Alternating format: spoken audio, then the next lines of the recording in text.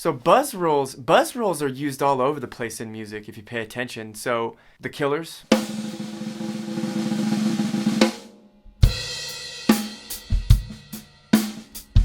or the Shins.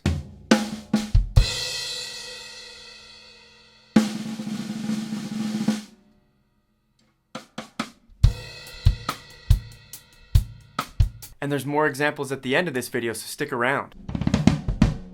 So yeah, let's improve our buzz rolls today. This is going to be exciting. I want to talk about 3 things that really helped me. Number 1, play with your entire arm.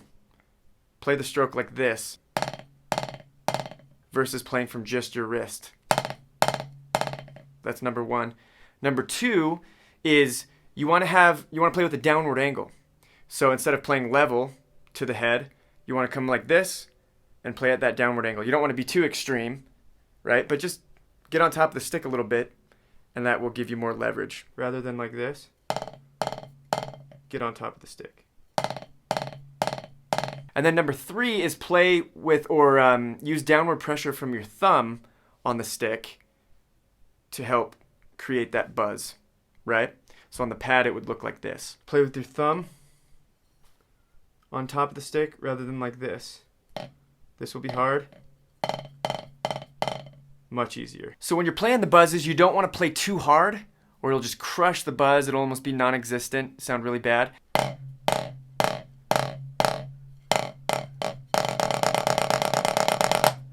And you don't want to play too soft because that'll just be a double. Right? You want to play with the right amount of pressure.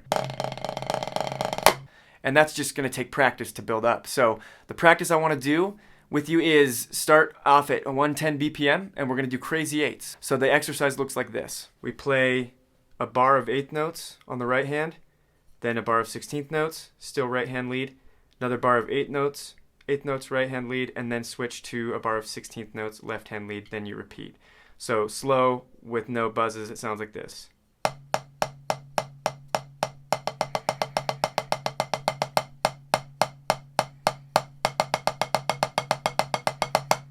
Right, and then you just repeat with the left hand lead. But we're going to do it with buzzes. Here we go, 110 BPM.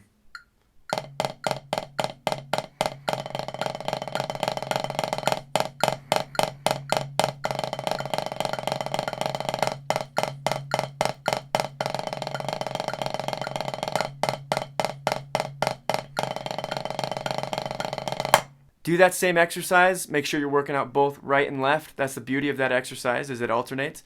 And just keep working up the tempo ladder. After you're good with 110, you can make it sound good consistently and you're not messing up. Move to 120, then up to 130, and just keep going. You know, don't, at some point, 150, 160, you're going to be going super fast. So I don't know, with this exercise, I usually stop around 140 or 150, but go ahead and work from 110. If you need to go slower, you can. But do that exercise. So let's go ahead and break down some of these grooves. This glamorous indie rock and roll from the Killers. Notice there's an accent followed by smooth buzzes right after.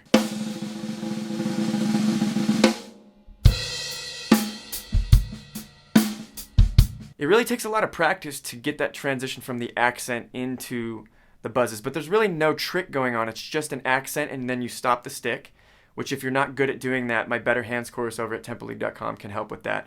But accent, stop the stick, and then right after that accent, you start a roll with your left. So accent and rolls begin, right? So it just takes a lot of practice if you're having trouble with that one. But again, no tricks there. That's what's going on.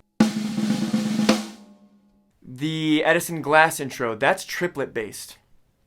And a lot of these rolls are actually triplet based. So if you would like an exercise for that, head over to templeleague.com, my Better Hands course. You can get the exercise there. And it's interesting with triplet-based rolls. A lot of times it just makes sense to play it triplet-based. With the glamorous indie rock and roll, the tempo is so slow. It's at 77 BPM, 77, 80, whatever, that if you're trying to play the quarter note, 1 and 2, or the 8th notes, 1 and 2 and 3 and 4, and there'd just be a lot of space in between each of those strokes. Here's a slow tempo, and we're going to try to fill it in with 16th notes. Listen to how bad this sounds. 1 E and a 2 E and a 3 E and a 4 E and a. 16th note triplets would sound like this.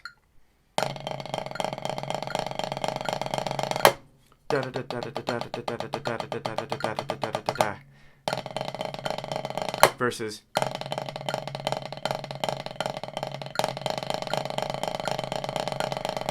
so in those situations, it makes more sense to play it triplet based, right? But you don't have to. It's all a matter of what the song is calling for. The next thing is the Art Blakey Are You Real track.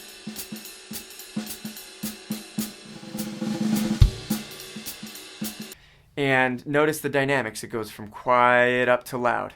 And notice the control of the sticks. Complete control of the quiet parts, and maybe the stick beads are lower to the drum. And then as you get to the louder parts, the stick beads come up off the head more and you're playing more aggressively. So you've got to be the one who's in control of those strokes and telling them where to go and how they're supposed to sound.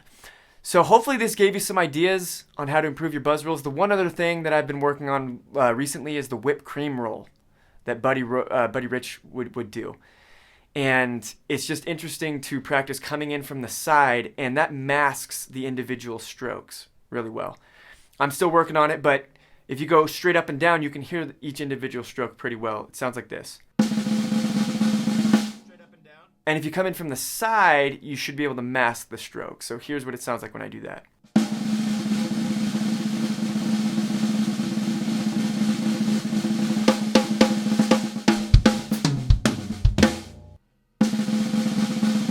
Straight up and down.